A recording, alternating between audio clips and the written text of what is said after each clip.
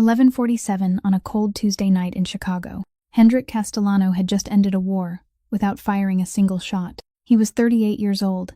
He rarely raised his voice, and in 15 years at the head of his family, nobody had ever needed to ask him for anything twice. He was 2 miles from home when the private phone rang, the one only 4 people on Earth had the number to. The voice on the other end had been run through a scrambler. "Your maid disappears in 30 minutes, it said. "Come alone. Don't bring anybody." Then the line went dead. Hendrik didn't shout. He didn't slam the wheel.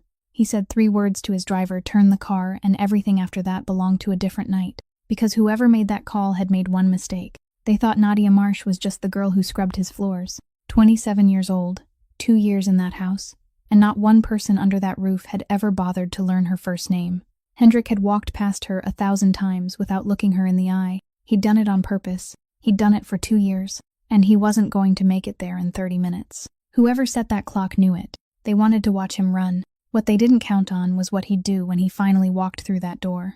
Before the sun came up, this whole city was going to find out exactly who Nadia Marsh was. If this kind of story keeps you up at night, go ahead and hit that like button. Share it with someone who loves a story with real heart, and subscribe so you don't miss what comes next. Now let's get back to that phone call, and the 30 minutes that made an entire city hold its breath. The car didn't slow down as it passed through the gates. It tore straight across the gravel courtyard, braked hard in front of the steps, and Hendrik Castellano had already thrown open the door and stepped out before the wheels had fully stopped. 11:58 p.m. He didn't go through the front entrance. He turned left, circled around to the side passage, and descended the stairs leading to the basement where the household staff lived. In the 15 years he had lived in this house, it was a path he had never once set foot on. The hallway lights were still on. There wasn't a sound. The third door on the left stood wide open. Hendrik stopped at the threshold and didn't step inside right away. He stood there with both arms hanging at his sides, his eyes sweeping once across the small room, the way a man might read a page. The tea tray lay tilted on the floor, the spilled water already soaked completely into the rug beside the bed, spreading into a dark stain. The cup had broken into 3 pieces, but all 3 pieces lay within the space of a single step, which meant the tray hadn't been knocked from her hands. It had simply been dropped. In the middle of the passage, about 3 feet from the doorway, there was a shoe. Just one. The other was nowhere to be seen. Hendrik lowered his eyes to it and stared for a long time without touching it. The pounding of running footsteps came from the stairs. Marco Ferraro reached the bottom, breathing hard, his phone still pressed to his ear. 46 years old, 20 years spent standing behind this man. And this was only the second time in his life he had ever seen Hendrik run. "All the gates are sealed," Marco said. "I just had the perimeter checked. No cuts in the fence. No broken glass. Nothing. The side door lock. Intact. The alarm. It never went off, sir. Not once all evening." Hendrik straightened. He turned and studied the doorframe. No marks from forced entry. No splintering. The hinges intact. The screws intact. Not a single scratch in the wood around the lock. "Cameras," he said. The security room was at the far end of the basement corridor. The night guard shot to his feet when the 2 men entered, his face gone pale. Marco pushed him aside and sat down himself in front of the bank of monitors. "Give me the kitchen and this hallway." Starting at 10 p.m., the footage raced past. Empty kitchen, empty hallway, empty stairwell. Then the screen suddenly went black. Marco rewound it. Still black. He rewound it again. Still black. "How long?" Hendrik asked. Marco checked the timestamp in the corner of the screen, then checked it a second time, and when he finally said the number aloud, his voice had changed. 4 minutes. Exactly 4 minutes. From 11:03 to 11:07. Not 1 second missing. Hendrik didn't answer. He pulled over a chair, sat down in front of that black screen, and remained perfectly still. The night guard glanced at Marco. Marco gave the slightest shake of his head, warning him not to speak. Because everyone in this organization knew one thing about Hendrik Castellano. When everything fell apart, he didn't shout. He didn't slam his fist on the table. He went silent. And that silence was enough to make men who had carried guns for years feel sweat breaking across their backs. "Who has the code to disable this system?" he asked, his eyes never leaving the monitor. Marco hesitated. "You, me, security, and the internal household management." "How many people?" "6, including you." "Who was in the house tonight?" Marco called upstairs. The answer took less than a minute. 4 members of the household staff. The 2 cooks had left at 9. The outside gate guards changed shifts at 10. Hendrik rose, returned to the hallway, stopped once more before the wide-open door, and this time stepped all the way inside. The room was so small that 3 steps were enough to reach the opposite wall. A single bed, a small cabinet, a chair. On the chair lay a coat, folded neatly, every edge squared, every crease precise. He looked at it, and something inside his chest tightened. People didn't fold a coat like that when they were planning to run away. They folded a coat like that when they believed they would be back in their room a few minutes later. She opened the door herself, Hendrik said. Marco stood outside the threshold, frowning. What? No marks from forced entry. No broken glass. The alarm didn't sound. The tea tray fell from her hands. It wasn't knocked away. He pointed toward the shoe lying in the middle of the passage. She made it exactly 3 feet before she started fighting back. Marco said nothing. Hendrik turned around. The hallway light fell across his face, and Marco saw something he had witnessed only twice in 20 years. It didn't break in, Hendrik said. It was invited inside. Those last 4 words dropped into the basement hallway like 4 stones. Marco opened his mouth as if to say something, then stopped, because both men standing in that corridor were thinking the same thing, and neither wanted to be the first to say it aloud. A stranger couldn't pass through 3 layers of gates, shut down the cameras for exactly 4 minutes, then knock on the door of a basement room without anyone in the entire house hearing a thing. A stranger couldn't do that. Only someone inside the house could. Hendrik stepped into the hallway, paused for 1 second beside the shoe, then bent down, picked it up, and held it in his hand. Marco. Yes. From now until I come back, no one leaves this house. No one. Not even the person you trust most. Marco swallowed. Yes, sir.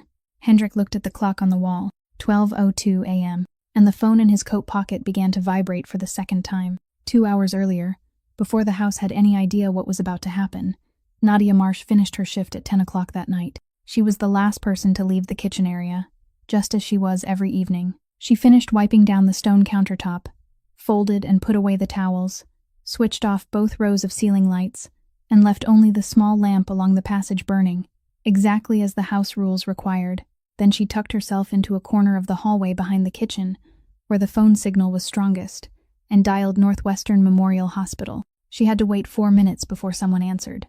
The nurse on duty told her that her mother had completed her dialysis session that afternoon, that her blood pressure was stable, and that nothing unusual had happened. Nadia thanked her, then asked the question she always saved for last, the one about the cost. The person on the other end asked her to hold. There was the soft rustle of papers, then the voice of someone from the financial office. Starting the following month, each dialysis session would cost an additional $42, 3 sessions a week. Insurance covered the treatment itself, but the additional service fees and supportive medications were still the family's responsibility. Nadia did the calculation in her head while she stood there. $126 a week, more than $500 a month added to what she was already paying. She said thank you again, her voice still perfectly normal, then ended the call and stood motionless for nearly half a minute in the darkness of the hallway. She was working 2 jobs. Her main shift here ran from 7 in the morning until 10 at night, 6 days a week. On Sunday mornings, she picked up another 4 hours of cleaning at a laundromat in Waukegan, a place that took 2 separate bus rides to reach. She hadn't told anyone in the house about it. When she went back into the kitchen to retrieve the coat hanging behind the door, 2 members of the night staff were standing at the coffee counter. They didn't lower their voices. One of them said that somebody seemed to enjoy going up to the 3rd floor to clean the study, as though there were something so fascinating up there. The other laughed and said that no matter how thoroughly it got cleaned, she still walked out through the side door like everyone else, and nobody could change that. Nadia took her coat, nodded to both of them, and left. She didn't answer. In 2 years, she hadn't answered them once. She went up to the 3rd floor by the back stairs, because the main elevator wasn't for staff. The lights in the owner's study were already off, which meant he had gone out. She switched on the desk lamp, emptied the ashtray, returned the stack of papers to exactly the same position, without reading a single word, wiped the wooden desk in the direction of the grain, then checked the laundry basket positioned against the wall. That night there was 1 shirt and 1 coat inside. Nadia lifted the coat, and before folding it, she did what she had done steadily for the past 2 years, so regularly that her hands moved more automatically than her mind. She turned out every pocket. Left outer pocket, nothing. Right outer pocket, a parking stub. Inner breast pocket, a small piece of paper folded into quarters. She placed both items on the desk, smoothed them flat, and looked at them for only a few seconds. Then, she folded the coat, placed it in the basket, and carried the entire basket down to the basement. Before going to her room, she stopped by the laundry area, sorted the clothes, selected the proper setting, and started the machine. 10:45 p.m. She returned to her room, closed the door, and sat on the edge of the bed. Then she bent down, reached into the darkness beneath the bed, and pulled out a tin box, the kind that had once held cookies, its paint worn away at all four corners of the lid. She opened it. She placed the parking stub and the paper folded into quarters inside, at the very end, without disturbing anything that was already there. Then she closed the lid, pushed the tin back into its old place beneath the bed, and straightened up. There was nothing about the gesture that looked like hiding something. It looked more like someone putting dishes back into a cupboard after a meal. She stood, went downstairs to the kitchen for a cup of tea, brought it back to her room, and set it on the tray. The water was still too hot, so she left it there to cool. She took off her outer coat, folded it into 4 neat squares, and placed it on the chair beside the bed. On the small cabinet was a slip of paper with the Sunday morning bus schedule written on it, the 6:15 departure. She glanced at it, then sat down and opened her phone to calculate once more the figure the financial employee had just given her, $126 a week. She subtracted the rent on the room she was keeping for her mother, subtracted the bus fare, subtracted the monthly payment to the pharmacy. What remained after everything had been taken out was just enough to keep her from falling short, but only just enough. And that meant that next month, she would have to ask for more hours at the laundromat. She turned off her phone and set it on the edge of the bed. Outside, the basement hallway was completely silent. The entire house had gone to sleep. Nadia reached for the cup of tea, and at the exact moment her fingers touched its side, someone knocked on the door.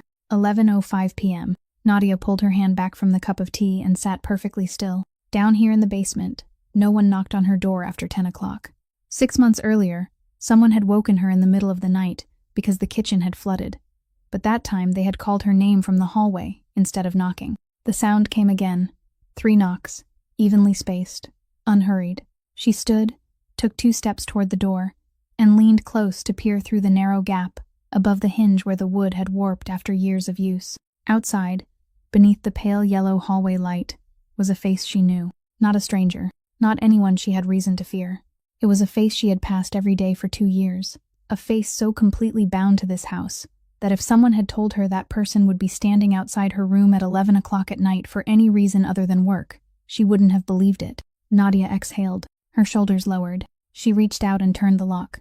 She opened the door, and in the instant the hallway light spilled into the small room, while the tray on the table remained untouched, the tea still sending up steam, the coat still folded into neat squares on the chair.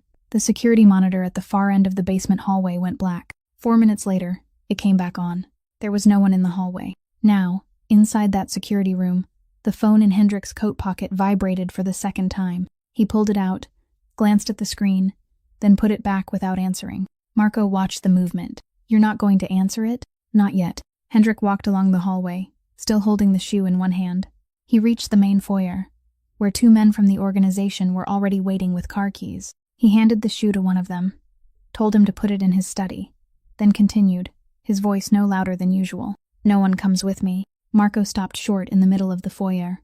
In 20 years of working for the Castellano family, he had heard thousands of orders and had never once defied one. But this time he stepped forward and blocked the way. "No," Marco said, "not this." The 2 guards in the foyer immediately lowered their eyes to the floor. Hendrik stopped. He didn't look surprised. He didn't look angry.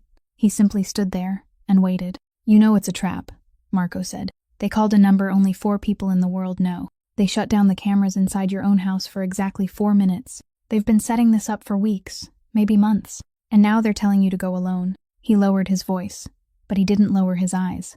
"You're the head of this family. You don't trade your life for a housemaid." The words fell into the foyer and seemed to remain there. Hendrik looked at Marco for a long time, long enough for the 2 guards to begin shifting their weight. Then he spoke, and his voice was no louder than a greeting. 2 years ago, when I hired her, I made a promise."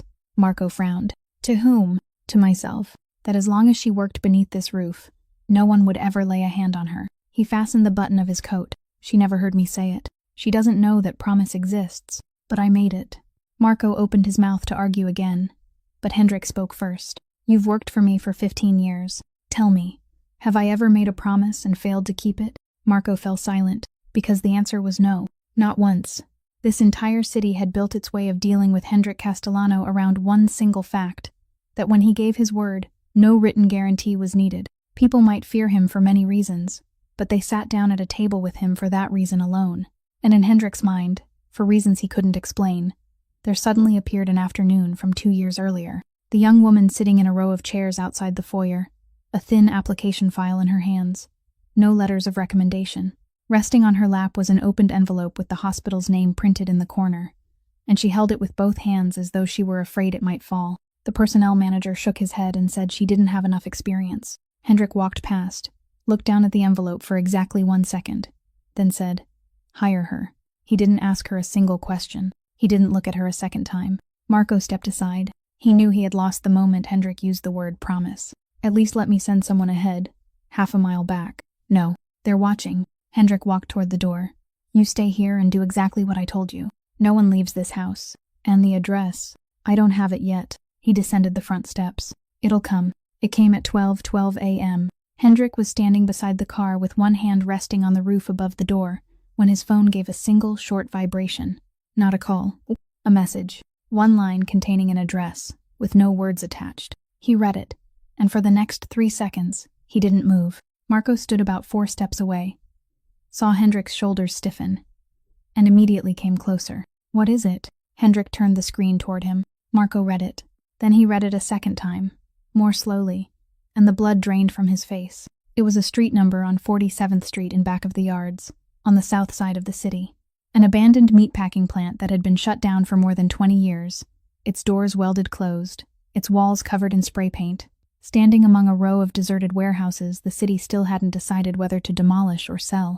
Marco knew the address without needing a map. He had driven there once, on a December morning 2 years earlier, and he had hoped for the rest of his life that he would never have to return. It was where they had found Tobias Castellano. "That's impossible," Marco said. His voice had gone hoarse. "That never made the papers. Not one line. We took care of everything." "Exactly." Hendrik was still looking at the screen. "The police recorded the accident at another location. The case was closed 2 years ago. No one outside our circle knows where my brother was actually found." He raised his eyes. 4 people, Marco. In this entire city, only 4 people know that address." Marco swallowed. "You. Me. Uncle Gerald. He was the one who called me that morning." Hendrik paused. "And the 4th person." Marco waited. He waited for a name, but none came. "The 4th person is the one who arranged it," Hendrik said. "I've spent 2 years trying to find them. Now they just sent me the address themselves." The main foyer had gone so quiet that the ticking of the clock on the wall could be heard. Marco stood there, his hands tightening into fists and then opening again, while every name in the organization began racing through his mind. Every rival, every person who had sat across a table from Hendrik over the past 2 years. He couldn't settle on a single one. "They didn't take her because of her," Marco said slowly. "They took her to drag you back to that place." "I know. Then that's even more reason you can't go alone." Hendrik didn't answer. He opened the car door. Marco stepped forward, braced one hand against the frame, and this time his voice was no longer the voice of a subordinate. "Hendrik." It was the first time in 15 years that he had called him by his first name. 2 years ago, I stood there and watched you walk into that building and come back out carrying your brother in your arms. I can't do that again." Hendrik looked at him. Something very brief passed across his face, then disappeared. "You won't have to." He slid behind the wheel. Marco was still holding the door. "If they mean to kill you in there, you won't have time to do anything. If they wanted me dead, they would have shot me on the way home tonight. They don't want me dead. They want me to come." He pulled the door toward him and lowered the window. "Keep the house locked down until I return," Hendrik said calmly as he picked up his phone. He didn't choose a number from his contacts. He entered it manually, 11 digits, slowly, like a sequence he had memorized long ago and had never once used. Marco leaned closer, trying to see. Hendrik turned the screen away. The phone rang exactly 1.5 before someone answered. Hendrik didn't say hello. He didn't give his name. He said only 4 words. "Mobilize the perimeter team." Then he ended the call, placed the phone on the passenger seat, and put the key into the ignition. Marco stood frozen beside the car door. "Who did you just call?" "You don't need to know. If something happens to you, I need to know who I'm supposed to call back." Hendrik started the engine. "If something happens to me," he said, "that person will call you." The car backed away from the front steps. Marco stood in the middle of the gravel courtyard, watching the 2 red taillights recede toward the gates, and suddenly he realized something that sent a chill down his spine. Throughout the entire conversation, Hendrik hadn't once asked what they wanted. No ransom, no conditions, not a single question. It was as though he had known from the beginning that what they wanted wasn't something that could be paid for with money. 12:18 a.m. The car turned onto the main road and headed south. 12:55 a.m. 30 minutes had passed long ago. Hendrik knew that the moment he turned off the highway, and he didn't increase his speed by even a single mile per hour, he had calculated the distance in his head while he was still standing in the foyer. From Lake Forest down to back of the yards, in the middle of the night with no traffic, the fastest possible time was still 43 minutes. Whoever had set the number at 30 knew that perfectly well, which meant the number wasn't a deadline. It was a game. He stopped the car 1 block from the factory, shut off the engine, and walked the rest of the way. The iron door on the side of the building had been left slightly open, just wide enough for one person to pass through.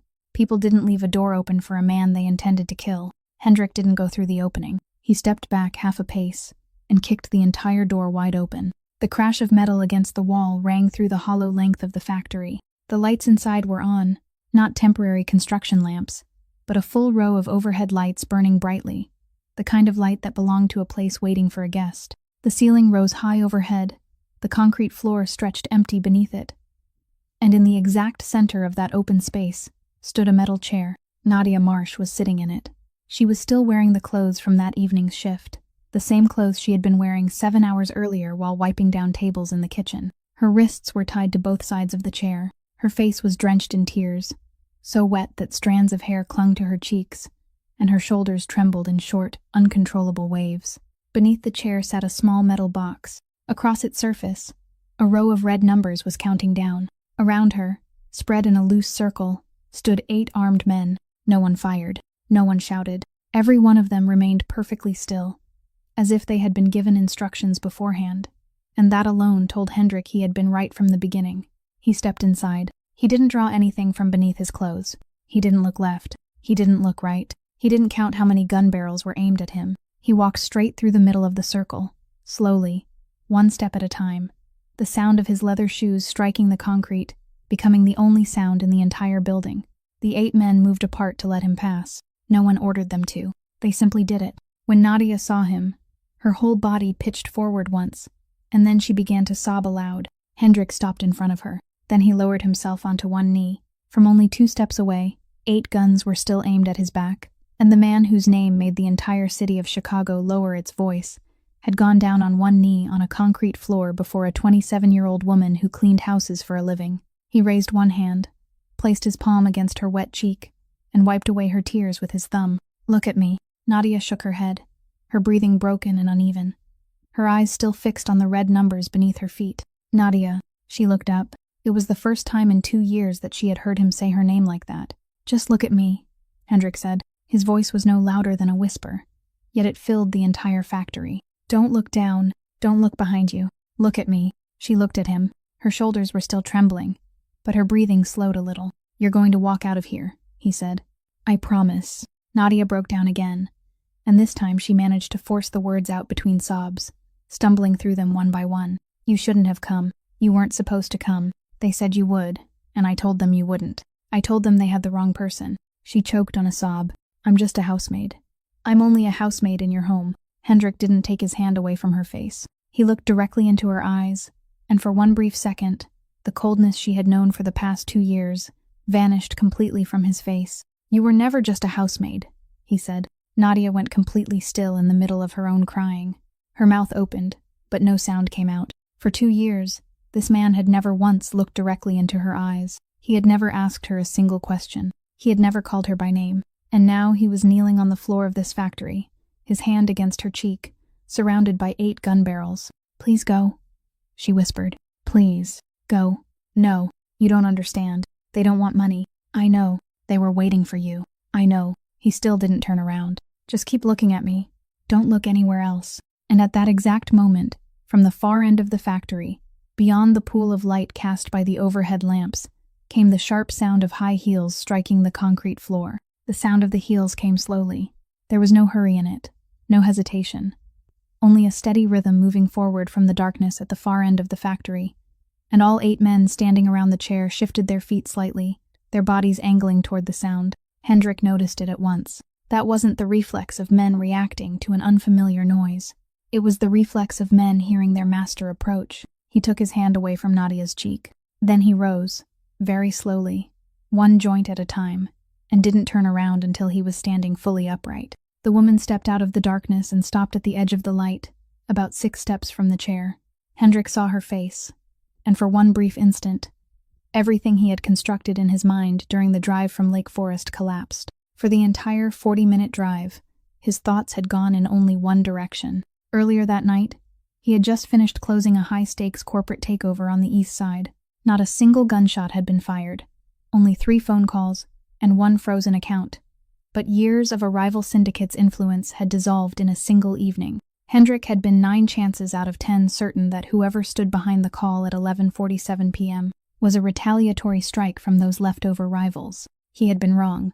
"Hello, Hendrik," Vivian Ashford said. Nadia turned her head to look, and she recognized that face. Not from the newspapers, though she might have seen it there somewhere. She recognized it because she had cleaned up after this woman had left the house in Lake Forest. 2 years earlier, during the winter, the woman had come several times, and then suddenly stopped coming altogether.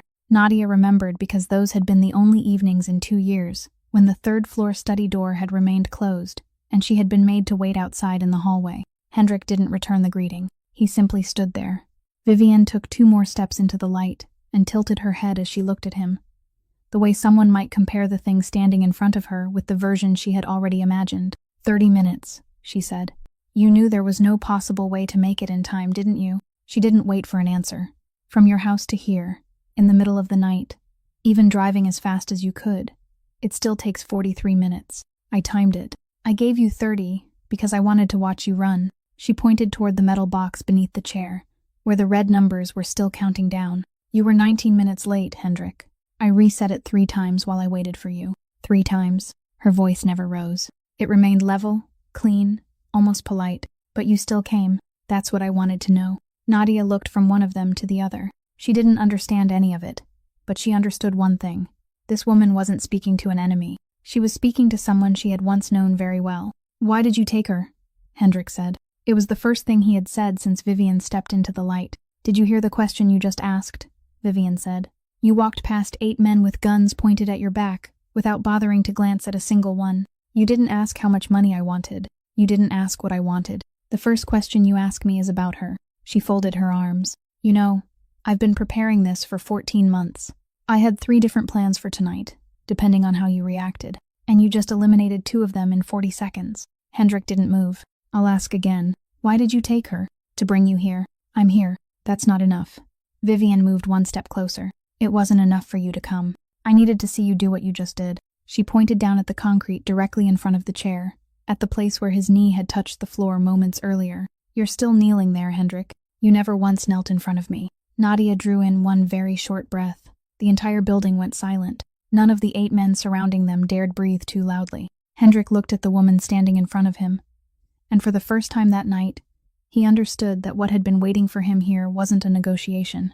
It was something that had been fermenting in the darkness for 2 years, fed by time and patience, and now it had finally ripened. "Miss Ashford," he said, "whatever was between you and me ended 2 years ago." Vivian smiled. The smile never reached her eyes. "No, Hendrik. It only began the night you got drunk."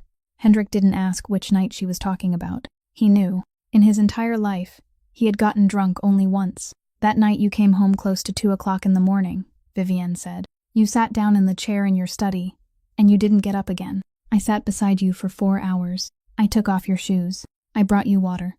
You didn't even know I was there." She tilted her head. "At 4 in the morning, you called out a name." Nadia sat motionless in the metal chair. At some point, she had stopped crying without realizing it. "I thought you were calling for Tobias," Vivian continued. "It made perfect sense then. They had buried the pager brother that afternoon. I leaned closer so I could hear you clearly, because I thought I was finally going to see you cry for the first time in your life." She paused. "You didn't call Tobias. No one in the building spoke. 3 weeks later, you called me over. You told me the engagement between our 2 families wasn't going forward. You didn't give me a reason. Not one reason, Hendrik. You simply said it was over. Then you stood up and walked out." Vivian took 1 slow step to the left. "Do you know what happened to me after that?" "Of course you don't. You've never cared what happens after you've stood up and walked out of a room." Her voice still didn't rise. "For 3 straight months, every time I walked into a dining room anywhere in this city, everyone stopped talking for exactly 1 second, and then carried on. Just 1 second. But when that 1 second happens a few hundred times, it becomes something else. She looked directly at him. My father sat at the dinner table and asked me what I had done wrong. He asked me that 3 times in 1 year. He never asked what you had done wrong. He asked me. Vivian fell silent for a moment. It took me 14 months to find out who the name you called that night belonged to. 14 months, Hendrik. You hid it so well that I had to hire 3 different people, and 2 of them gave up. She turned her head and, for the first time, looked directly at the metal chair. Nadia raised her eyes. The 2 women looked at each other for about 3 seconds. Then I found out. Vivian turned back toward Hendrik. And do you know what drove me insane? It wasn't that you chose someone else. Men choose someone else all the time. That's an old story. I could have lived with that. She lifted her chin toward the chair. It was that you chose a girl who cleans your floors. The words fell onto the concrete and seemed to remain there. Nadia didn't lower her face. She didn't say anything either. She simply looked at Vivian, and there was no shame in her eyes, no hatred. There was something much flatter than either of those. Something only people who have heard the same kind of sentence a few hundred times in their lives ever learn to wear. I'm Raymond Ashford's only daughter, Vivian said. I have 2 degrees. I sit on the boards of 3 investment funds. My father spent 20 years preparing me to stand beside a man like you. She pointed toward the chair again. And she empties the ashtray in your study and leaves through the side door. Tell me, what do you see in her that I don't have? Hendrik remained silent long enough for everyone in the building to hear the red numbers beneath the chair click forward by another beat. Then he spoke. You're wrong. Vivian raised one eyebrow. She doesn't clean my floors. He spoke slowly, his voice still low, still even, without the slightest strain. She keeps the whole place standing. Nadia snapped her head toward him. It was the only reaction she had allowed herself throughout the entire exchange. Vivian stood still. The smile on her face didn't disappear completely, but it slowed for a beat, like a machine that had caught on something that had never been included in its design. There, she said softly. That's exactly what I needed to hear. She turned and walked toward a folding table set against the left wall. The only thing in the building that didn't belong to 20 years of abandonment. A file folder lay on top of it. Do you know why I spent 14 months waiting and still didn't make a move, Hendrik? Vivian placed one hand on the folder. Because I needed to be certain. I needed to know exactly how much she was worth to you. She picked up the folder and turned back around. Tonight, I'm going to find out. Vivian carried the file over, placed it on an iron crate in the middle of the floor, then opened it and turned it so he could see. You don't need to read all of it. I'll make it simple. She tapped one finger against the first stack of papers. All the equity you hold in companies registered under other people's names will be transferred into a trust under my control. The transfer takes effect the moment you sign. She turned to the second stack. And this is a statement. You are voluntarily stepping down as head of the Castellano family for health reasons. It will be delivered to exactly the people who need to receive it within 48 hours. She placed a pen on top of the papers. You sign. I shut off the box beneath the chair. She walks out of here with you. That's all there is to it. In the earpiece tucked beneath Hendrik's collar, Marco's voice burst through. He had heard everything from the beginning. And now he could no longer keep himself under control. Don't, Hendrik. Don't sign it. If you sign that, you're wiping out 15 years. 300 people lose their footing overnight. Do you hear me? Don't sign it. Hendrik didn't raise a hand to the earpiece. He didn't turn it off, and he didn't answer. He looked down at the file for exactly 3 seconds. And in those 3 seconds, he finished a very short calculation. What he had been carrying with him since leaving Lake Forest could save both lives in this building, but it couldn't stop the red numbers beneath that chair. To use it, he needed time, and time was the one thing he didn't have. He stepped forward. He picked up the pen. Nadia understood what was about to happen before Vivian did. No. She jerked hard against the ropes around her wrists, and the metal chair scraped across the concrete. Don't sign it. He didn't look at her. You don't understand what you're giving away. Her voice broke. I heard things. For 2 years I've stood outside those hallways and I've heard things. I know how many people in that house depend on you. Don't sign that because of me. Please, I'm not worth it. Hendrik lowered his eyes to the page. I understand exactly what I'm giving away, he said. Then he signed. Not 1 second of hesitation. The pen moved across the signature line on the last page of the first stack. Then he turned to the second stack and signed again. And both signatures were written with the same speed a man might use to sign a bill. The entire building fell completely silent. None of the 8 men standing around them moved. Even Vivian didn't move.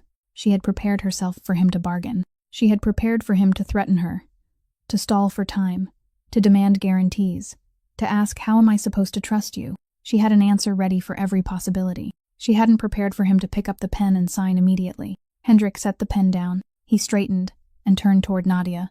"It isn't worth more than you," he said. Nadia looked at him, and in that moment she wasn't crying anymore, wasn't trembling anymore, though 2 streams of tears were still running down her face without her even realizing it. Vivienne stepped forward, picked up the file, and turned back to the final page to look at the signature. She stared at it for a long time. 15 years, she said softly, almost to herself. "You built it for 15 years, and you gave it away in 9 seconds. She raised her eyes to him. "I need you to say it again so I can hear it clearly one more time, Hendrik. You just gave me everything you have." "For her, yes. For a woman you haven't said a single thing to in 2 years except words about work." "Yes." Vivienne closed the file and held it against her chest. There was no triumph in her expression. There was something else there. Something almost like anger rising very slowly beneath the skin. "Turn it off," Hendrik said. He pointed toward the box beneath the chair. "You have what you wanted. Turn it off and let her walk out." Vivienne turned and walked 3 steps away. Then she stopped without looking back. "Do you know what your problem is, Hendrik?" In the earpiece, Marco's voice had gone completely silent. "You keep thinking that piece of paper is what I wanted."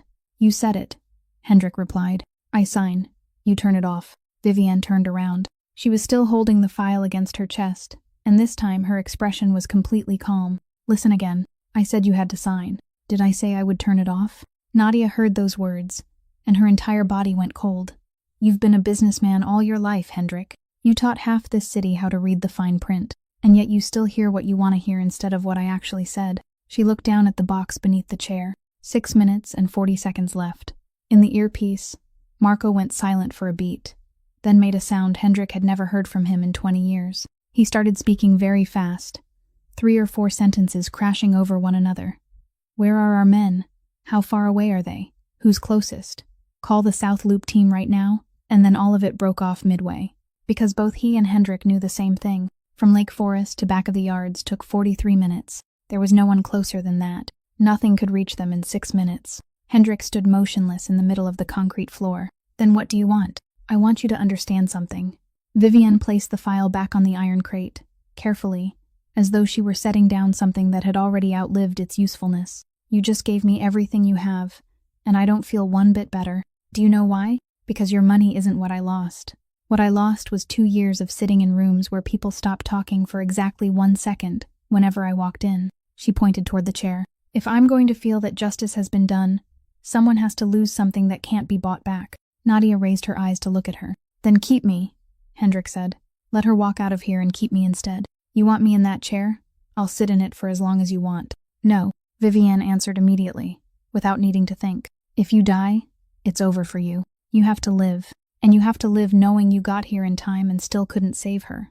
The 8 men standing around them began shifting their feet. One of them glanced down at the box beneath the chair, then toward the door. Hendrik saw that glance and stored it away in his mind. Even her own men hadn't been told that the red numbers were going to run all the way down, which meant that tonight, inside this building, there was exactly one person who truly knew what was going to happen. 6 minutes and 10 seconds left. Nadia was breathing hard now, her chest rising and falling rapidly, and then she began to speak, her voice breaking into pieces. "Go. Please, go right now. There's still time. If you get back to your car now, there's still time." Hendrik didn't turn around. "Listen to me." Her voice grew louder, her wrists jerking against the restraints. "My mother is in the hospital. If I don't come home tonight, there's no one sitting somewhere waiting for me anyway. But you have 300 people. Go. Please." Vivienne stepped back, folded her arms, and watched the scene the way someone watches the final act of a play whose ending she had guessed long ago. This was what she had been waiting 14 months to see. Not the signature, not the file resting on the iron crate. This moment. The moment when the man who stood at the head of the Castellano family was standing in the middle of an abandoned factory and could do absolutely nothing. And at that exact moment, Hendrik turned around. He didn't look at Vivienne anymore. He didn't look at the 8 gun barrels. He didn't look at the red numbers moving beneath the chair. He stepped in front of Nadia, bent down until his eyes were level with hers, and asked a question that no one in the building could understand. "Miss Marsh." His voice was so calm it sounded as though he were asking what time it was. "The tin box under your bed." Nadia stopped breathing. "Tell me what's inside it."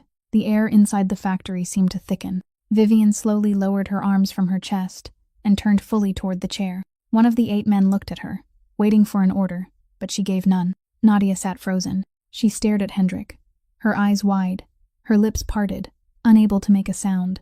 That box had sat in the darkness beneath her bed for 2 years. It was hidden inside a room only 3 steps wide that no one in that house had ever entered. She had never opened it in front of anyone. She had never mentioned it to another living soul. Not once, not one word, not even to her mother. And the man bending down in front of her now, the man who had just signed away 15 years of his life in 9 seconds, had never once set foot in the basement of his own house. Until tonight. Nadia drew in a breath. Then she spoke, and her voice trembled, but it was dry now, with no tears left in it. 41 pieces of paper. Vivian tilted her head slightly. Sorted by date. Nadia continued. The oldest one is at the bottom. The newest one I put away tonight, before someone knocked on my door. Hendrik was still bent down at eye level with her. He didn't hurry her. In that house, I'm the one responsible for the laundry, she said. That means every piece of clothing belonging to everyone who walks through that house eventually passes through my hands. Coats left hanging in the foyer, suit jackets left on chairs, things guests forget behind. The first thing I do before anything goes into the machine is turn out every pocket, because once a ballpoint pen went through the wash and ruined an entire load, the manager took the cost out of my pay that month. She swallowed. Ever since then, I empty pockets. 2 years. Not once have I skipped it. One of the 8 men standing around them glanced at the box beneath the chair. No one moved. Most of it was garbage, Nadia said. Parking stubs, coffee receipts, business cards. I threw almost all of it away, but there were some things I kept. Why? Hendrik asked. The question was very soft. Because there were papers I could look at and know they shouldn't have been sitting in the pocket of someone walking into your house. She raised her eyes and looked directly at him. I don't understand your business. I've never asked, and I don't want to know. But I know how to read numbers, and I know when a number doesn't match what a person's mouth is saying. She paused for a beat. Anything I found that I thought could hurt you, I took away. Vivian lowered both arms completely. I wasn't planning to do anything with them, Nadia said. I wasn't going to sell them. I wasn't going to give them to anyone. I just didn't want them left inside that house. She looked at Hendrik. You want to know why? I'll tell you. In 2 years there, you were the only person in that entire house who didn't talk to me as if I were an object. You didn't talk to me at all, but you also never let anyone do that to me in front of you. No one spoke. 5 minutes and 10 seconds remained. The 9th piece, Nadia said. And this time she turned her head toward Vivian. Winter, 2 years ago. A coat was left behind in the 3rd floor study. I took it downstairs to have it cleaned before it was returned to the guest. There was a small piece of paper in the inside pocket. It had a string of letters and numbers on it. I didn't know what it was. I only knew it wasn't a phone number, and it wasn't a license plate. Vivian stood perfectly still. I studied accounting for 2.5 years before I had to quit, Nadia said. My mother got sick, but what I learned didn't disappear. I knew a sequence like that was the code for an account opened overseas. I couldn't find out whose account it was. I had no way to find that out. She drew in a breath, but I could find out something else. In Hendrik's earpiece, Marco's breathing stopped completely. The Ashford Family Charity publishes its financial report once a year. Anyone can download it. You just go to the tax agency's website. I downloaded it onto my phone and read it during my lunch breaks. She continued in the same steady tone. For 3 years in a row, under payments to foreign partners, there were withdrawals made on very strange dates. Not at the end of the quarter, not at the end of the year. Scattered throughout the year, a little at a time, but always falling on 4 fixed days of the month. She looked at Vivian. Those 4 days matched the last 4 numbers in the code that was inside your coat pocket. Vivian opened her mouth. Nothing came out. It took me 11 months to notice it, Nadia said, because every day I only get 40 minutes for lunch, and I have to eat during that time too. Vivian took half a step backward. The blood drained from her face, and for the first time that entire night, her voice was no longer perfectly level. That box was just keepsakes. She said it almost as if she were arguing with herself. Someone told me there was a tin box under the maid's bed. I asked about it. They said it looked like old photographs and letters. I assumed it belonged to her mother. She looked at Nadia, and something in her eyes was beginning to break apart very slowly. I wasn't going to inspect a cookie tin under the bed of some girl who cleans floors. Nadia looked back at her. That was the safest place in the entire house, she said, because no one thought it was worth looking at. The whole building went silent, and in that silence, Hendrik straightened. For 2 years, the woman standing in front of him had been holding in her hands the very thing his entire operation had been unable to find. She had kept it inside an old cookie tin with the paint worn away at all 4 corners. And the reason no one had ever managed to take it from her was very simple. No one had ever stepped into that room. No one had ever asked her a single question. Hendrik turned toward Vivian. He didn't move any closer. He simply stood there and began to read. He recited a sequence of letters and numbers, slowly, separating each group, and every cluster seemed to fall onto the concrete like a stone dropped into still water. When he finished, he paused. "Would you like me to read it again?" Vivian didn't answer. $7,200,000, Hendrik said, over 3 years. Withdrawn in 64 separate transactions. Every one of them taken from the foundation, bearing your mother's name. One of the 8 men standing around them turned his head toward her. Then a second man did the same. "You don't have anything," Vivian said. Her voice was still trying to remain level, but something had already fallen out of it. "You have a scrap of paper in a cookie tin, and a public report anyone can download. That isn't evidence." "Correct." Hendrik nodded. "It isn't evidence. It's a question." He took one step forward. "And you know better than I do that your father doesn't need evidence. He only needs a question he can't answer for himself." Vivian said nothing. "I knew that code before I left the house tonight," Hendrik said. He looked directly at her. "Before I started the car, I made a phone call. In the earpiece, Marco made a strangled sound. The man I called was my personal attorney, not the organization's attorney. Mine alone, with no connection to any of the companies I signed over to you 4 minutes ago." He paused for a beat. I gave him 3 words. "Begin it now." Vivian didn't move. The entire file, including a copy of that paper and the comparison chart showing those 4 dates each month, has already been packaged and scheduled for delivery to your father's private mailbox. Not his office, not his secretary, the mailbox only he opens. Hendrik glanced toward the red numbers. 1 o'clock in the morning. The building was so quiet that the wind could be heard slipping through a crack high in the wall. "You're lying," Vivian said. "Maybe," Hendrik replied. "You have 4 minutes to decide whether I am." Then he continued, and his voice dropped lower still, into the tone that people who had once sat across from him at a negotiating table remembered for the rest of their lives. "You have only 2 choices, Miss Ashford. First, you let that clock run out. She dies. I stay here and die with her, because I won't walk through that door. You get what you wanted." He tilted his head. "Then at exactly 1 o'clock in the morning, your father opens his mailbox." Vivian turned her face away. "Second choice, you shut it off. She walks out, I walk out, and you go home before 1 o'clock, with enough time to sit down and speak to your father before he reads it." Vivian stood motionless for a very long time. 40 seconds passed, and she didn't move a single muscle. Nadia sat in the chair, afraid even to breathe too loudly, her eyes fixed on the woman's back. The 8 men around them began looking at one another. One of them lowered his gun barrel a few inches, then lowered it completely. Then Vivian spoke, very softly, and the words weren't directed at anyone. "He asked me 3 times in 1 year what I had done wrong." She turned back to Hendrik. "Do you know what happens if he reads that file?" "Yes," Hendrik said. "He won't call the police. He'll call the family attorney." Vivian closed her eyes for about 1 second. Then she walked toward the chair. Nadia recoiled with her entire body, but the woman didn't look at her even once. Vivian knelt beside the chair, reached into the metal box beneath it, and made one quick motion. The red numbers stopped. 1 minute and 12 seconds. They remained there, frozen, glowing in the darkness beneath the chair. Vivian stood. She brushed off her sleeve very slowly, as though she had just finished some minor chore. "I'm still keeping the documents on that iron crate," she said. "Your signatures are still legally valid."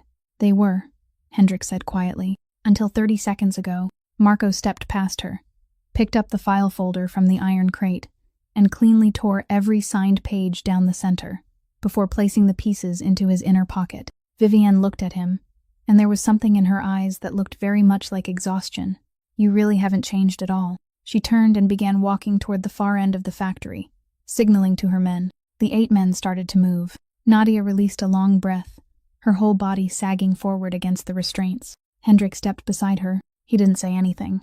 He simply placed one hand on the side of the chair, and she realized that hand was trembling very slightly. Then, just as Vivian reached the edge of the light, every overhead fixture in the factory came on at once, flooding the entire building with stark white light, and from all 4 entrances came the sound of footsteps. The Castellano family's men poured in from all 4 sides at once. No one shouted. Not a single shot was fired. They simply entered, spread out into the positions assigned beforehand, and in less than 20 seconds, Vivian's 8 men had been surrounded in a tight circle in the middle of the concrete floor. One by one, they placed their weapons on the ground and stepped back. None of them resisted. They had been hired to stand guard over a tied-up housemaid, not to die inside an abandoned factory at 1 o'clock in the morning. Vivian stopped in the middle of the passage. She turned her head toward Hendrik, and for the first time that entire night, she understood that she had never truly been in control of this building for even a single minute. "When did you arrange this?" "Before I got into the car," Hendrik said. "They left 40 minutes ahead of me. You had people watching the perimeter within a 1-block radius. Mine came in from the 2nd block and stayed quiet out there the entire time you were talking to me." Vivian let out a short laugh with no trace of amusement in it. "And you still signed?" "I still signed," Hendrik said, "because all of them together still couldn't shut off the box under that chair." He didn't look at her again. He turned his back and walked toward the metal chair. One of his men raised a knife to cut the ropes, but Hendrik held out his hand. The man placed the knife in his palm and stepped away. Hendrik knelt, slipped his hand between Nadia's wrist and the rope, and cut through each side one at a time, very slowly, making sure the blade never touched her skin. The first restraint fell away, then the second. Nadia tried to stand on her own, and her knees gave out immediately. He caught her. She collapsed against his chest, both hands clutching the front of his coat so tightly that her knuckles turned white, her entire body trembling in long waves. He didn't say anything. He simply held her upright, one arm around her back, the other supporting the back of her neck, and he remained like that beneath the harsh white factory lights until her breathing finally began to slow. Then she lifted her head. "There's something." Her voice was raw. "I've been trying to tell you since earlier, but I couldn't get the words out." Hendrik looked at her. "Someone knocked on my door tonight," Nadia said. "I looked through the gap before I opened it. I saw the face first, and only then did I open the door. If it had been a stranger, I wouldn't have opened it." He didn't move. The person who let them into the house was Uncle Gerald. The entire factory went silent. Hendrik didn't turn around immediately. He remained there for about 3 more seconds, his hand still supporting Nadia's back, and Marco, who had come through the eastern iron doorway less than a minute earlier, stopped dead in the passage. Then, from behind the circle of surrounded men, a figure stepped forward. Gerald Pike, 61 years old. No one was escorting him. He walked out on his own, his arms hanging at his sides, his face white beneath the overhead lights. Marco turned to look at him, and his entire body went rigid. Hendrik turned around. He looked at his house manager. 20 years. This man had been in that house before Hendrik ever took control, had stood at the door waiting for him on nights when he came home at 4 in the morning, had picked him up when he was 6 years old, after he fell on the main staircase, and cried without daring to call for his father. He was the one who had called Hendrik on that December morning 2 years earlier. No one spoke.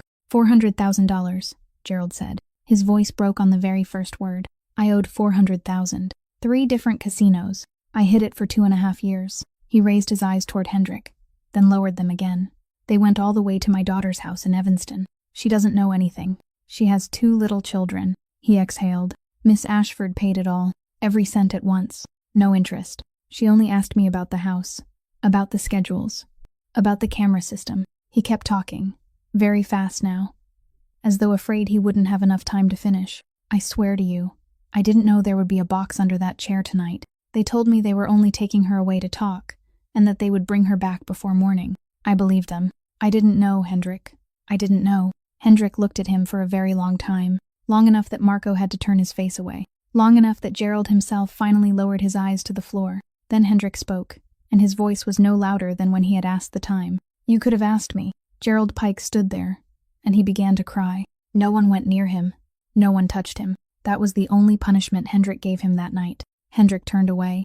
At the far end of the factory, 2 of his men were standing on either side of Vivian Ashford. No one held her arms. No one pushed her. They simply walked beside her as she headed toward the door.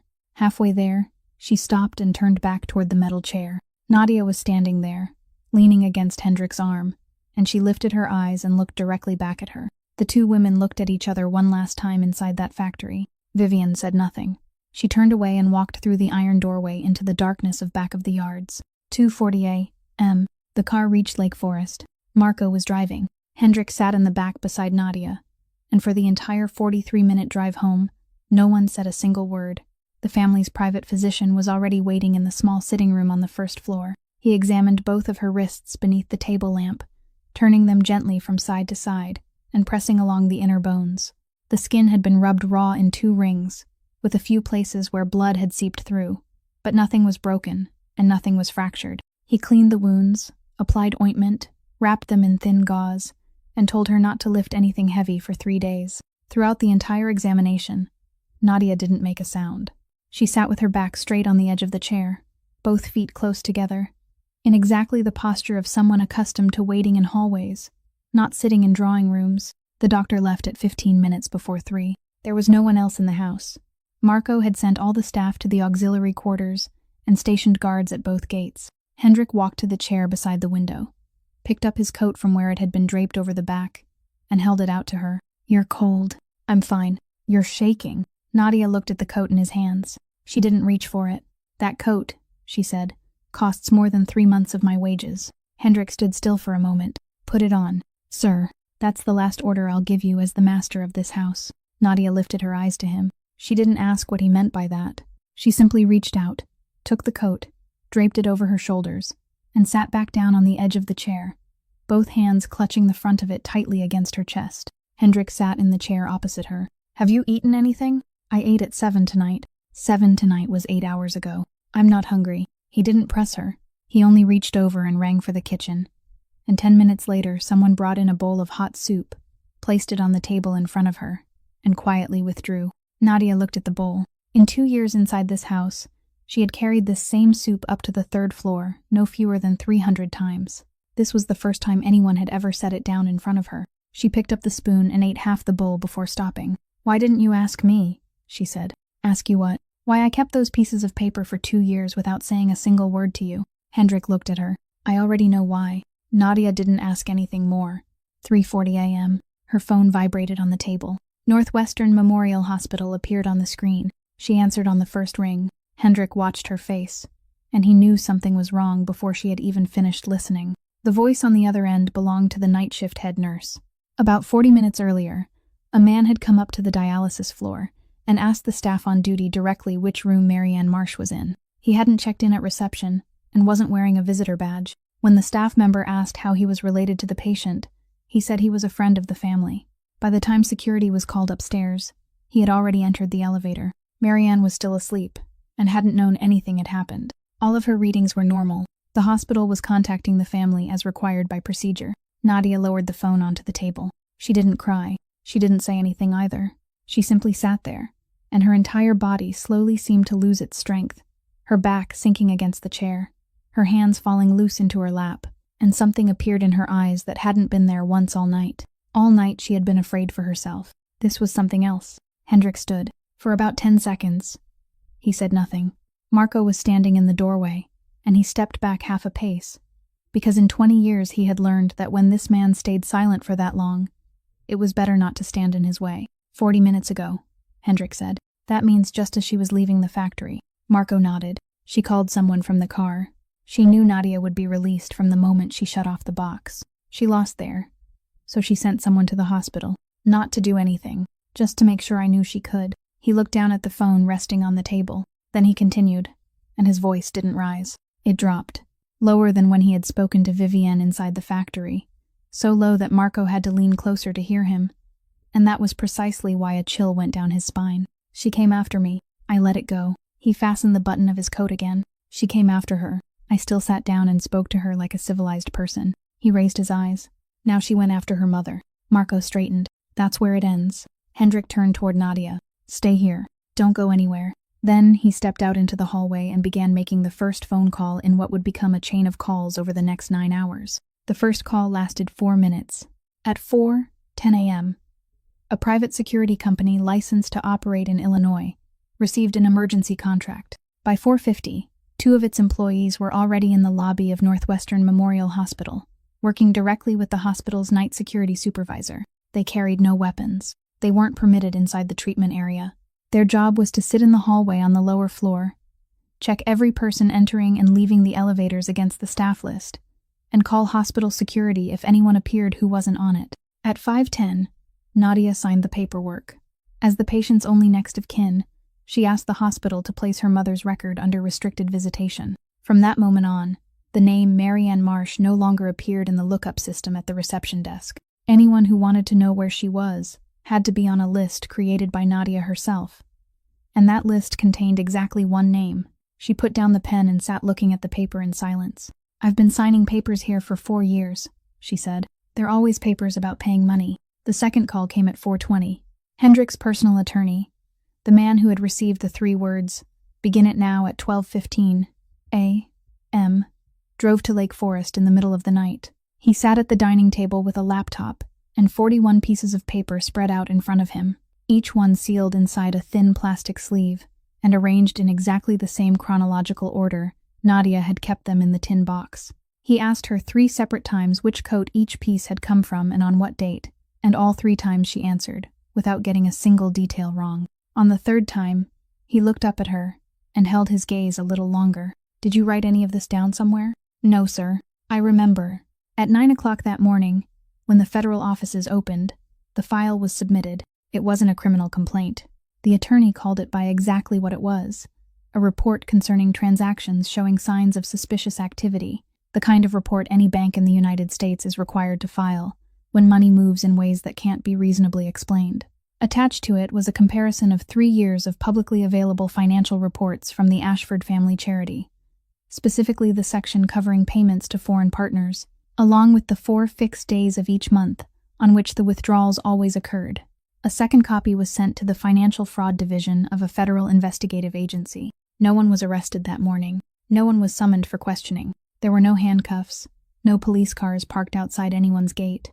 But from 9 o'clock onward, every dollar that passed through that account left behind a trail that could later be followed. At 9:30, photographs of all 41 pieces of paper were sent to a single address, Raymond Ashford's private mailbox. Not one line of explanation accompanied them. No threat, no demand, no sender's name. Only 41 photographs and a comparison chart. And Hendrik knew perfectly well that for a man like Raymond, that was more than enough. Marco sat down across from Hendrik at 10 o'clock. He had been awake all night, and his voice was completely hoarse. "Uncle Gerald told us everything." Hendrik didn't look up. Miss Ashford started asking him about Miss Marsh 8 months ago. He told her about the tin box under the bed. He said he thought it held things belonging to her mother, so he didn't think it was worth mentioning. Marco paused. "I heard him say that while I was standing outside the factory, before the lights came on. I told you through the earpiece the moment I heard it." Hendrik gave a single nod. That was the entire answer to the question that had left Nadia sitting frozen for several minutes inside the factory the night before. He hadn't known what was inside the box at all. He had only known that there was a box, and he had gambled both of their lives on that one detail. At 11 o'clock, Marco passed through the small sitting room on the 1st floor. Nadia was sat at a table, both wrists wrapped in gauze, putting the 41 plastic sleeves back into their exact order after the attorney had finished photographing them. She did it quietly and neatly, neither fast nor slow, in exactly the same way she had folded kitchen towels for the past 2 years. Marco stopped in the doorway and looked at her. He had spent 20 years walking through this house. He couldn't remember how many times he had passed this woman in the hallways, and he couldn't remember whether he had ever once said hello to her. He thought he hadn't. "Miss Marsh." Nadia looked up. "Yes." Marco opened his mouth. "Nothing." He walked 3 steps farther, then turned back. "Have you slept at all?" "No, sir." "You should sleep."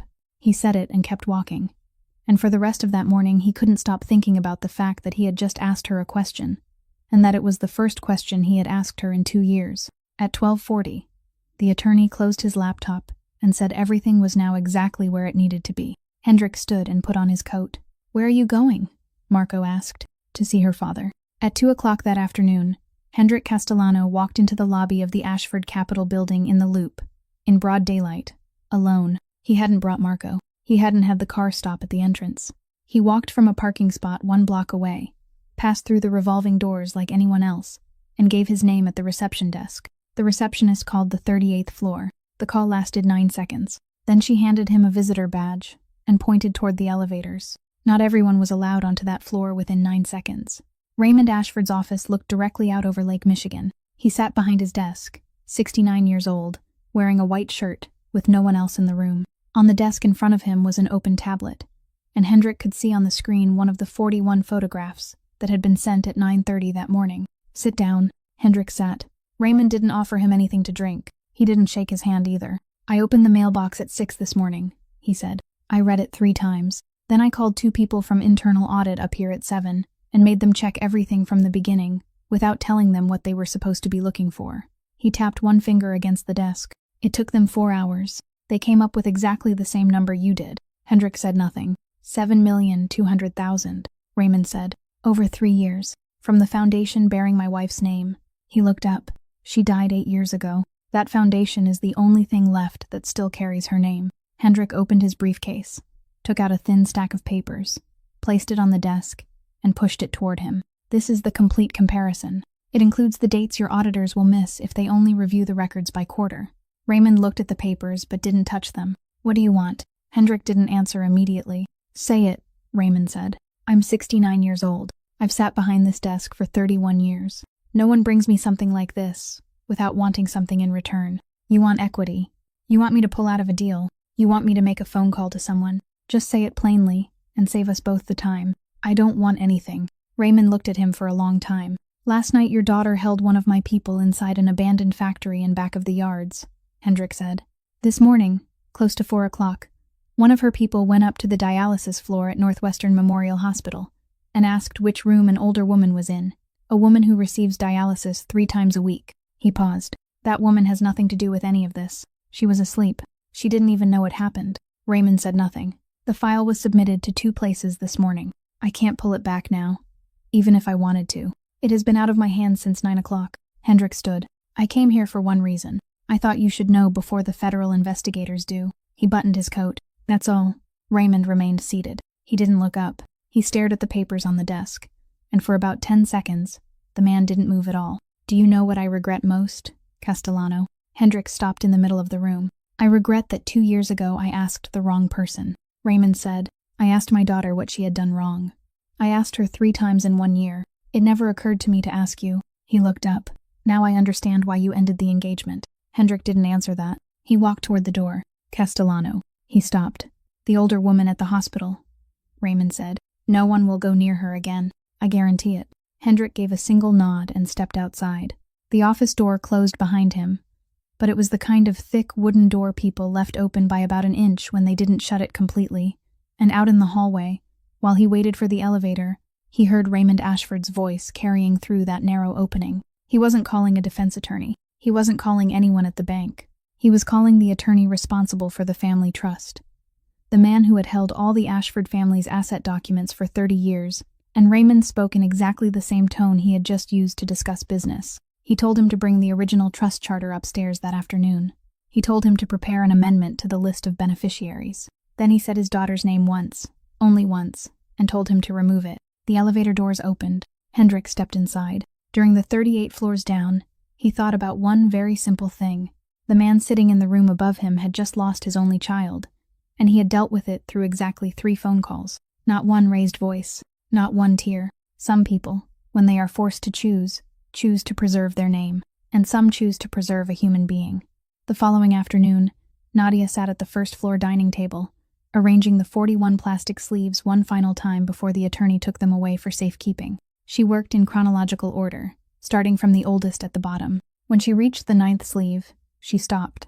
It contained the piece of paper she had taken from the coat left behind in the 3rd-floor study during the winter 2 years earlier. But there had been 2 things in that coat pocket that day, not one, and for 2 years she had paid attention only to the string of letters and numbers.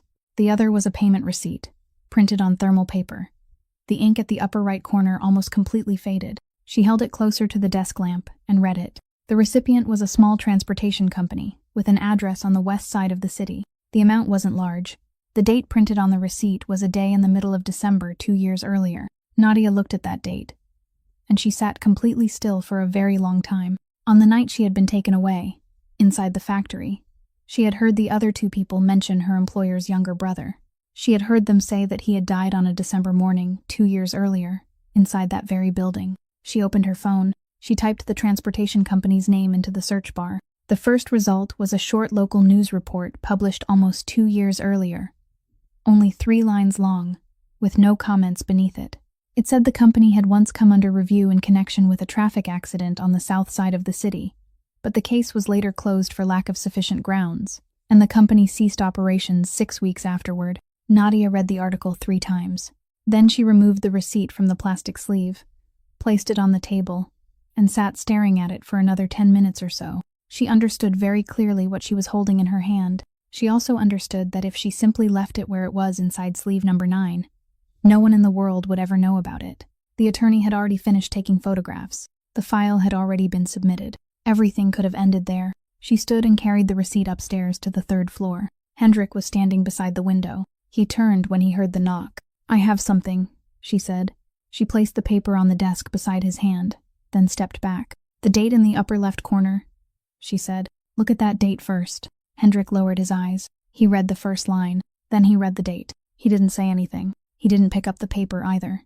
He stood there with both hands braced against the edge of the desk, and he didn't move for nearly 2 full minutes. Nadia remained where she was. She didn't hurry him, didn't add another word, didn't try to explain something she knew he had understood from the very first line. Outside the window, the sun went down quickly that month. Then Hendrik looked up. "Where did you get this?" "From the coat she left behind, the same time as the other piece of paper. I put both of them in the same place." "Had you ever read it before?" "No. For 2 years I only looked at the code. I never paid attention to this one." Hendrik looked down at the desk. "Do you know what may happen if you give this to me?"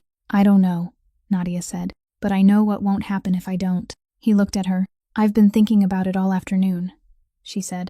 "I know things have only just settled down for you.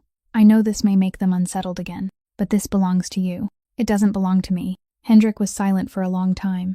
Then he spoke very slowly, and he didn't look at her as he said it. "For 2 years, the final piece needed to identify the driver who struck my brother was sitting under the bed of a housemaid inside my own home," he said quietly. "By tomorrow morning, this receipt will give federal prosecutors the exact link they need to reopen Tobias's case and trace the driver," he said quietly. "Tobias will finally have his justice, all because no one in this house ever thought to ask you a single question." Nadia didn't answer. She simply stood there. And after a moment she turned toward the door and closed it very softly behind her. The next morning, she went to the hospital. Her mother had finished her dialysis session and was asleep.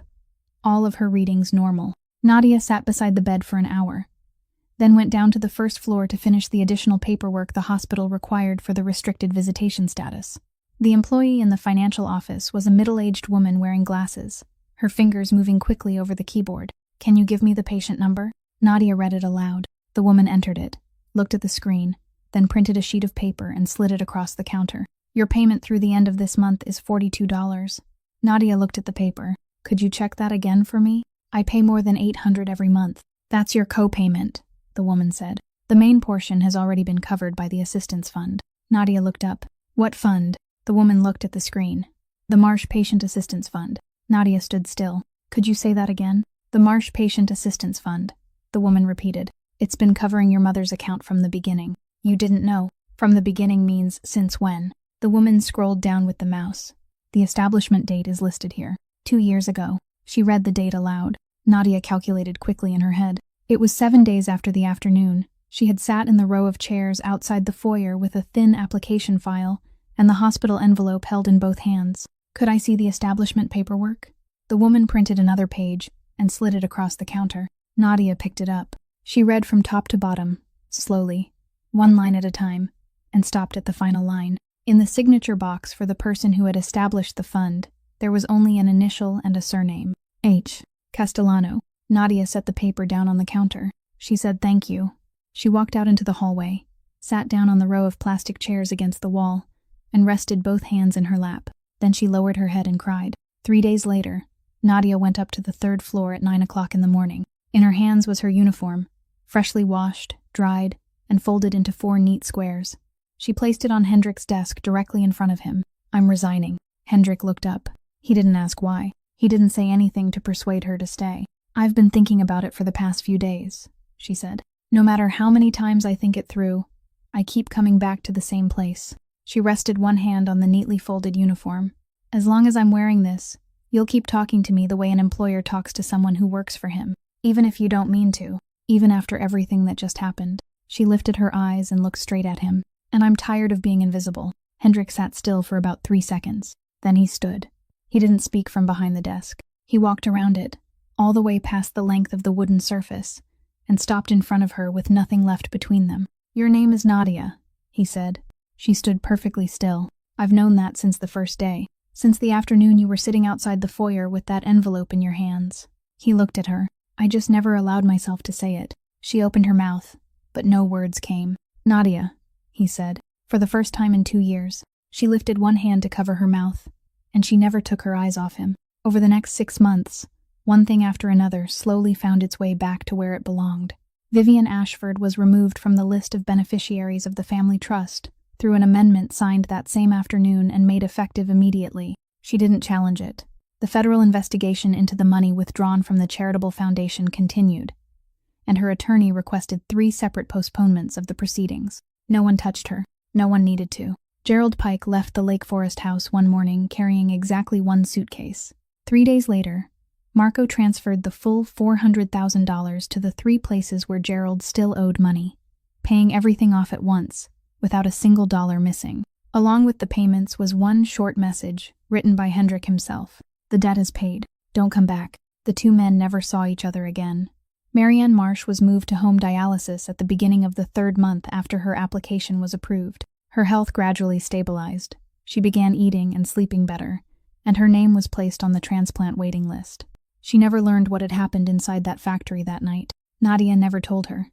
She only told her mother that she had changed jobs, and she truly did. She went back to school and completed the accounting program she had left unfinished 4 years earlier, taking evening classes, 6 courses each semester. She didn't accept a single dollar from Hendrik for it, and he didn't offer. She worked part-time at a small tax services office in Evanston, sitting at the outermost desk, working for herself. She didn't go back to work for him. They both understood that if she did, everything that had only just managed to stand upright would fall back into the same old place. One evening in June, she came to the house in Lake Forest.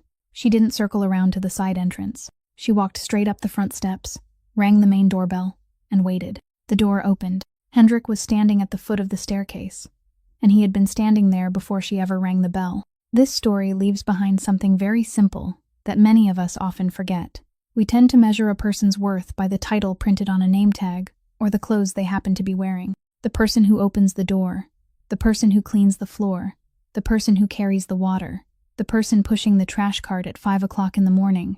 We pass them every day, sometimes 1,000 times, without once looking them in the eyes, without once asking what their name is. But a person's dignity doesn't come from the position where they happen to stand. It lives in the way we treat them when no one else is watching. For 2 years, an entire great house filled with people passed Nadia Marsh, without anyone asking her a single question. And the very person everyone treated as invisible turned out to be the one holding something in her hands that could save an entire family. The kindness we give to someone who seems unimportant can sometimes become the very thing that comes back to save us on the day we need it most. So today, when you see the cleaner in the hallway, the guard at the gate, or the server at the next table, please look them in the eyes and say hello. Ask their name. You don't know what that person is carrying on their shoulders, and you also don't know whether one day they may be the person standing between you and disaster. If today's story touched your heart, please subscribe to our channel, press like, and share it so we can continue listening together to more meaningful stories every day. How did this story make you feel?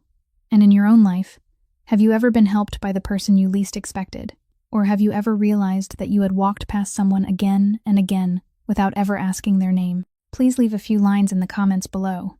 We truly want to hear the feelings that come from the deepest place in your heart. We wish every one of you watching this video abundant health, a joyful life, peace, and serenity every day. Goodbye for now, and we look forward to seeing you again in the next video.